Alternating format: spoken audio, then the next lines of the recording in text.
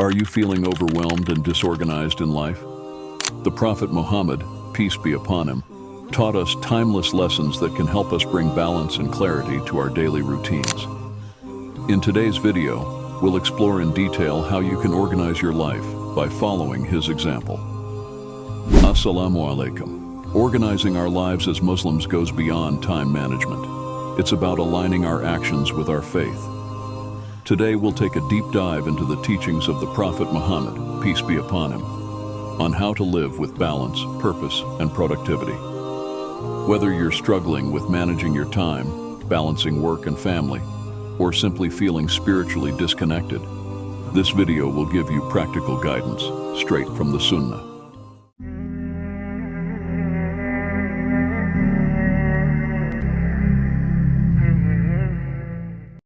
Step 1. Structure your day around Salah. Let's begin with the foundation of an organized life for a Muslim, Salah. It's not just a ritual, it's a way of structuring your entire day.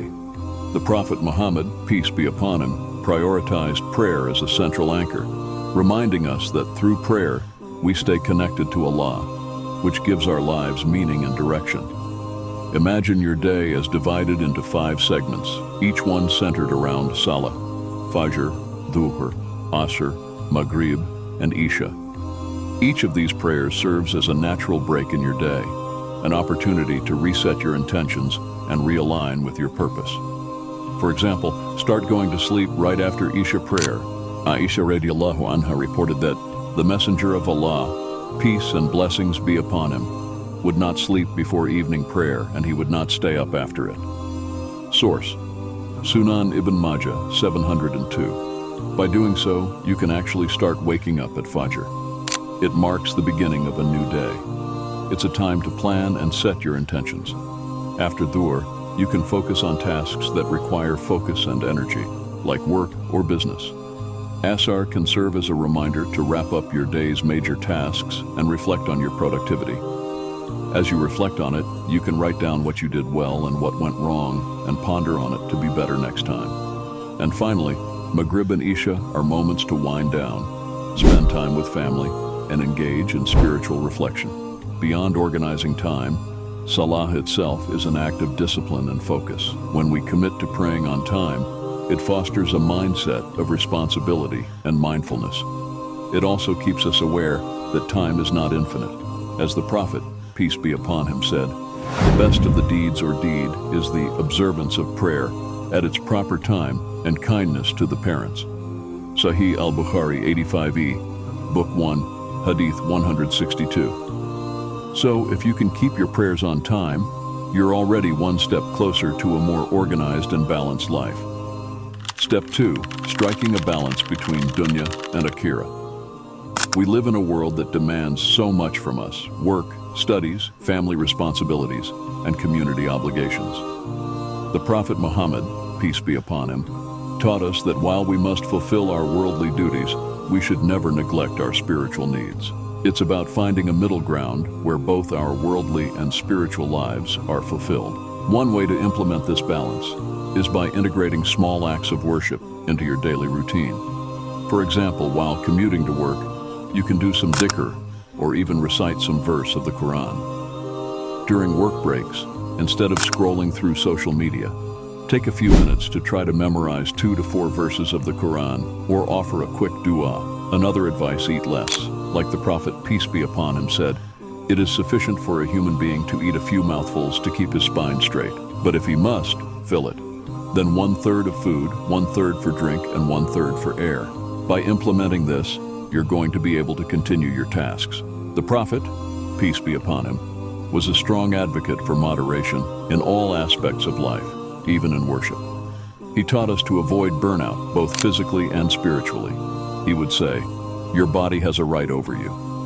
This means that getting enough rest and taking time to reflect is crucial. After all, you can't be productive or organized if you're exhausted and overwhelmed. In the Prophet's life, time spent with family and the community was considered an essential part of his routine. Prioritizing family time, offering help to those in need, and maintaining strong social ties not only brings barakah, blessing, but also helps you feel more connected and organized. When you schedule time for both personal and communal responsibilities, you'll notice how much calmer and more balanced your life becomes. Step 3. Time management. Following the Prophet's routine.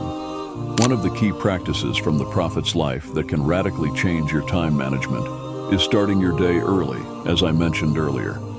The Prophet, peace be upon him, said, "O Allah, bless my ummah in the early mornings." This shows us that the early hours are full of blessings, both spiritually and in terms of productivity. The Prophet, peace be upon him, would wake up early, often before Fajr, for tahajjud, the pre-dawn prayer, reflecting on his connection with Allah before beginning the day's tasks. For us, this can translate into beginning our day with a few moments of quiet reflection or setting aside time for Quran recitation or a dua after Fajr. Try starting your most important tasks right after Fajr. This could be work, studying, or household responsibilities. You'll notice that tackling these tasks when your mind is fresh will make you more efficient and focused. The Prophet, peace be upon him, also incorporated regular breaks into his day. For example, after Duhr, he would rest briefly, which kept him rejuvenated for the second half of the day. You can implement this by scheduling short breaks to pray, stretch, or take an afternoon nap, kailula, which is a sunnah, rather than pushing yourself non-stop. This prevents burnout and increases productivity in the long run. Step 4. Cultivating consistent habits.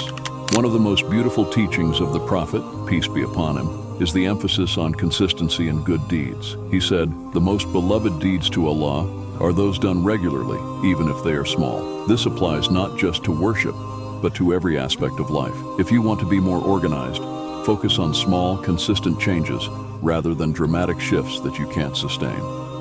James Clear quoted, "Small changes in context can lead to large changes in behavior over time.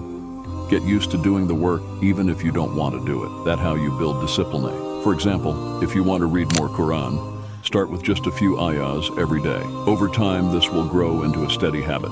The same applies to your work or personal goals. Break your goals into small parts and be consistent on it, and you'll gradually build momentum. Another effective way to stay consistent is by tracking your progress. Keep a journal or a planner where you can write down daily tasks and reflect on your achievements and setbacks. This not only helps you stay organized, but also gives you insight into where you can improve. Consistency in small acts also nurtures your spiritual growth. The Prophet, peace be upon him, taught that even a small dua or a simple act of kindness, if done regularly, can have a profound impact on your character and your connection with Allah.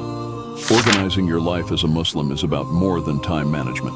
It's about aligning your actions with your faith, finding balance between worldly responsibilities and spiritual growth, and staying consistent in the small but important things. By centering your day around Salah, following the Prophet's example of balance and moderation, using time wisely, and building consistent habits, you'll not only feel more organized, but you'll also feel more at peace and closer to Allah. If you enjoyed this video, don't forget to like, subscribe, and leave your thoughts in the comments below. Assalamu alaikum.